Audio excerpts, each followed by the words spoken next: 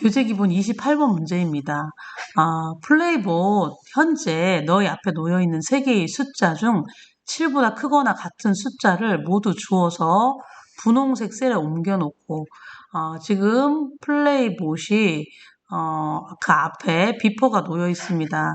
근데 그 앞에 놓여 있는 이 비퍼들이 있는데 이 비퍼들이 개수가 조금씩 다른데 3개의 숫자 중에서 7보다 크거나 같은 숫자를 모두 주어서 분홍색 셀에 옮겨놓고 플레이봇은 도착 지점으로 이동해서 깃발 위치 색을 파란색으로 칠해달라고 해요.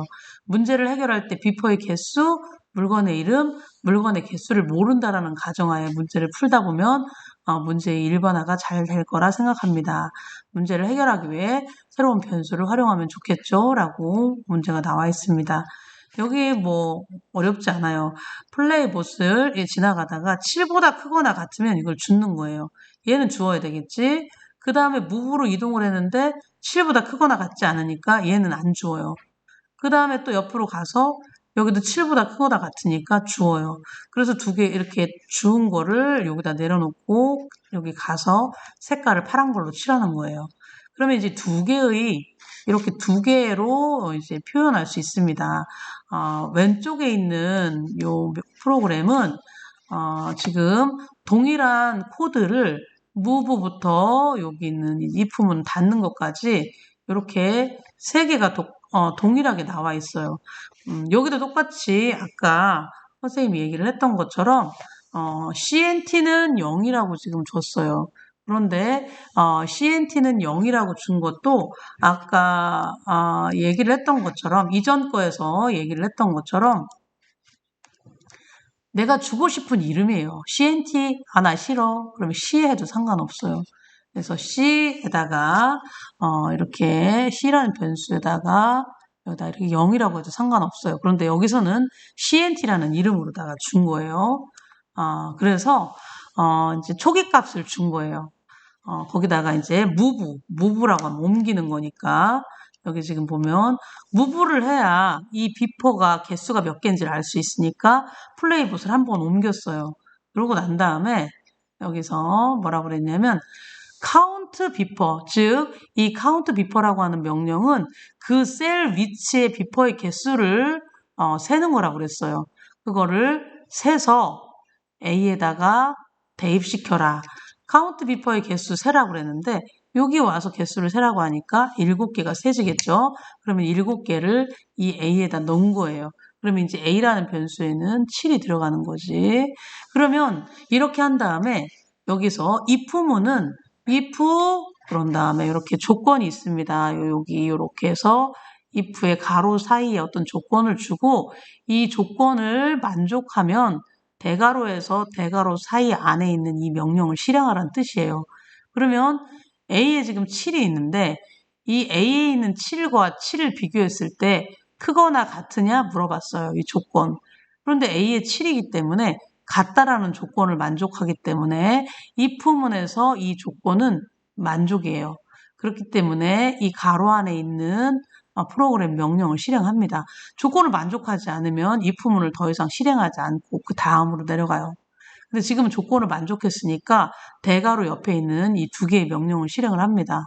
그러면 이건데 CNT는 CNT 플러스 A라고 돼 있습니다.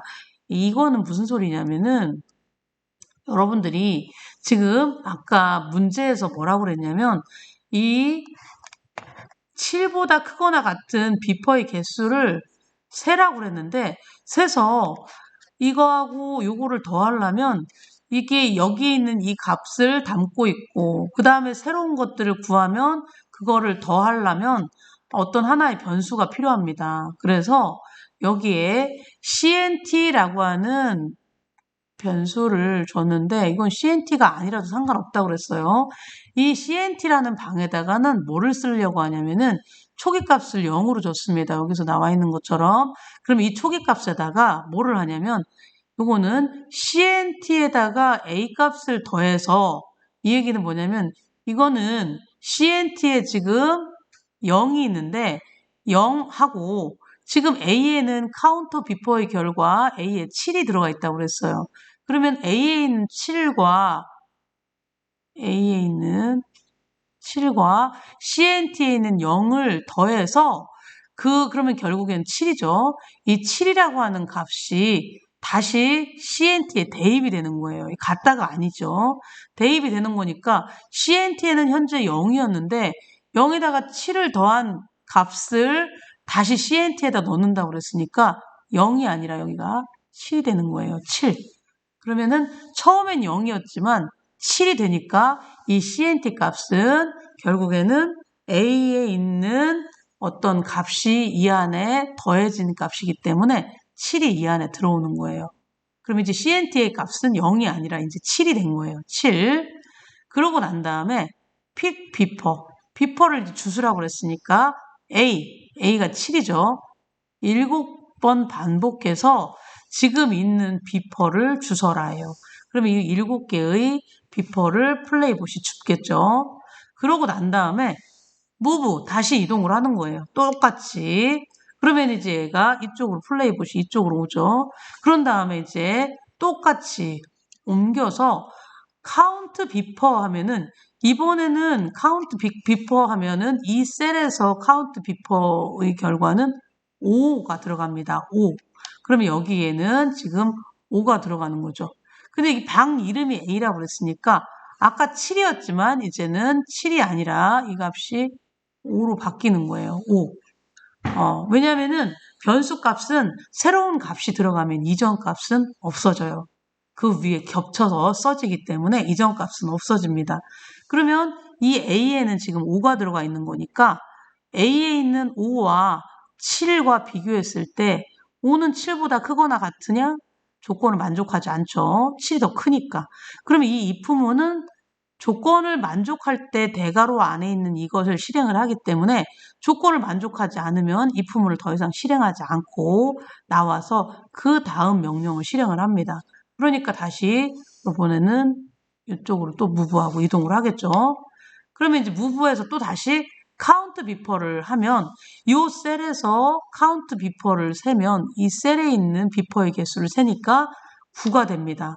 그러면 이 A에는 다시 9가 들어가는 거니까 조금 전에 A에 있었던 5가 다시 9로 바뀌는 거예요. 그러면 A에는 지금 9가 있습니다.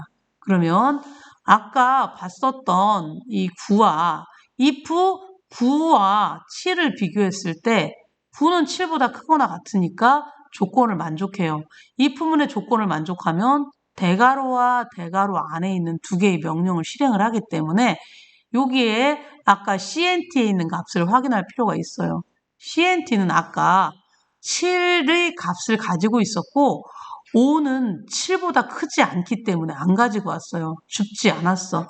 그러니까 CNT에 현재 7이 있는데 이 7이 있는 이 CNT에 여기 CNT에 지금 7이 있는데 A에 있는 값을 더하랬어요. 근데 아까 A에 뭐라고 그랬냐면 9가 나와 있다고 그랬어.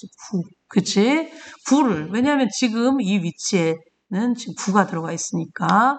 그래서 7과 9를 더해서 그 결과를 다시 CNT에 넣는 거니까 7하고 9하고 더한 16이 새로운 CNT에 있는 값으로 바뀌는 거예요.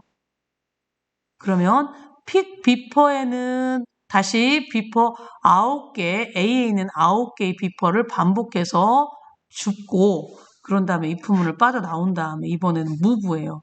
그럼 이제 여기서 move로 옮겨지겠지.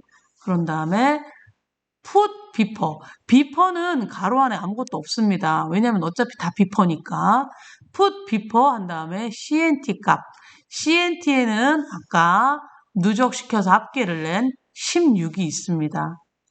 그래서 16번 비퍼를 내려놔서 여기다가 16개의 비퍼가 내려지고 무브 한번 가서 색깔을 바꾸면 프로그램이 끝나는 거예요. 그런데 선생님이 이걸 2번을 한 거예요. 무슨 소리냐면 왼쪽에 있는 거는 지금 사용자 정의 함수를 쓰지 않았어요. 그런데 오른쪽에 있는 건 선생님이 프로그램을 이렇게 실행을 하다 보면은 어떤 상황이 생기냐면 프로그램의 길이가 길어질 경우에는 프로그램의 길이를 줄이고 반복될 경우에는 반복할 횟수를 줄이기 위해서 계속 반복되는 2에서 7까지, 8에서 13까지, 그 다음에 14에서 그 밑에 나와 있는 19까지 이 세 개의 묶음이 다 같아요. 그래서 선생님이 이렇게 반복되는 것은 어떤 사용자 정의 함수를 만들었어요. 펑션 하는 것은 뭐냐면 사용자 정의 함수를 만들기 위한 어떤 틀이에요. 펑션하고 여기다가 내가 원하는 이름의 명령을 써주고 그런 다음에 대괄호 열고 대괄호 닫고 사이에 명령을 써주면 이거는 사용자가 만든 그런 명령이기 때문에 사용자 정의 함수를 선언한다고 합니다. 그래서 여기 똑같은 그대로 내용을 그대로 써줬어요.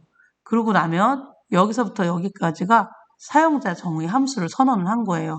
요거는 요렇게 묶이고 요거는 요렇게 대괄호가 요 친구랑 요 친구랑 묶이는 거예요. 여기는 요 친구랑 요 친구랑 묶이는 거고 그렇게 하면 사용자 정의 함수를 만들면 사용자 정의 함수는 어떻게 쓰냐면 CNT는 0은 아까 처음에 초기 값에 다른 값이 있을 경우에는 값이 달라질 수 있어서 초기 값 0 준 거는 그대로 CNT에 0을 그대로 주고 여기 하나, 둘, 세 번 반복되는 곳에는 반복 가로 열고 닫고 여기가 반복 가로 열고 닫고인 이유는 선생님이 그냥 반복 가로 열고 닫고라는 이름으로 사용자 정의 함수명을 지정을 했기 때문이에요. 그래서 반복 가로 열고 닫고를 3번을 해주고 반복되지 않는 부분, 나머지 부분은 그대로 써줘서 이렇게 실행을 시킬 수 있도록 했습니다. 결국에는 왼쪽과 오른쪽은 같은 결과를 주는 프로그램인데 왼쪽보다는 오른쪽이 조금 더 간결하게 프로그램을 짠 예라고 볼 수 있습니다.